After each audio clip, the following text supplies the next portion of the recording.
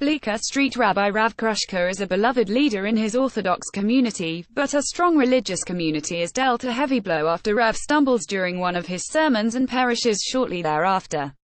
The news travels to his estranged daughter, a Manhattan art photographer named Ronit Krushka Rachel Weitz, who catches the next flight to her father's Hendon neighborhood located in London. Her arrival is met with the same resentment that she received when she left years ago, but she is greeted by her childhood friend and closest disciple and successor to her father, David Cooperman Alessandro Nivola. Ronit soon discovers that David married Ronit's former best friend Esty Rachel McAdams. Ronit's relationship with Esty is the key to her leaving, the escalating conflict of Ronit's continued stay in London, and the reason why SHES finding it so difficult to go back home. Disobedience is a romantic drama from Chilean director Sebastián Lelio. Lelio directed last year's foreign film Oscar winner A Fantastic Woman. Disobedience is based on the 2006 novel of the same name by British author Naomi Alderman. It's a shame that the poster for the film gives away that this is a love story between two women, because the way the film unfolds has you continuously asking questions. The romantic drama concentrates on what one goes through with the loss of a loved one.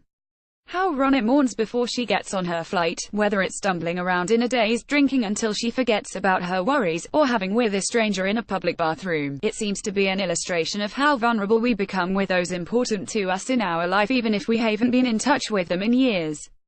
Ronit is not met with a welcome return. Former friends and acquaintances question her arrival while judging her. Some whisper and mumble quietly while huddled in groups just out of earshot, while others say exactly what they're thinking directly to Ronit's face. Ronit returns home because she wanted her father to know that she loved him even if she couldn't be a part of the religion he so desperately clutched onto. Disobedience examines how devoted one can be to his or her faith. David has surrounded himself with nothing but people who believe in the same thing that he does. They're basically yes-men who either echo his words back to him or only tell him what he wants to hear. Ronit becomes a catalyst not only for Esty's past but also a questioning outside world that is consistently attempting to burst the closely knit bubble David and his people have surrounded themselves with. The heart of disobedience lies within Esty and her feelings toward Ronit. Esty has always had feelings for Ronit and is specifically only attracted to women. Sebastián Lelio explores what it's like to pretend homoality can be cured over time with religion and a forced straight relationship. Religion becomes a compensation for Esty, a distraction from how she really feels. Despite being a firm believer, SHES forced into a life that she didn't want. Ronit's return reminds her of who she really is. Disobedience evolves into a struggle about being free in your own skin and not feeling sled because of those around you.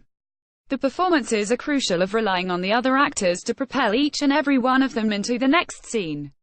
Rachel Weitz portrays someone that doesn't fit the standard mold of a rabbi's daughter.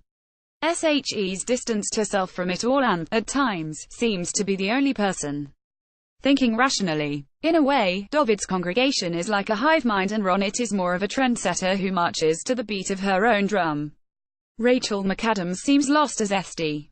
Her portrayal and acting are both powerful, but the character seems to go somewhere else whenever SHES not with Ronit. There's an obvious spark between the two actresses, an intimacy that ISNT felt between Rachel McAdams and Alessandro Nivola. Weitz and McAdams are passionate, lustful, and amorous together.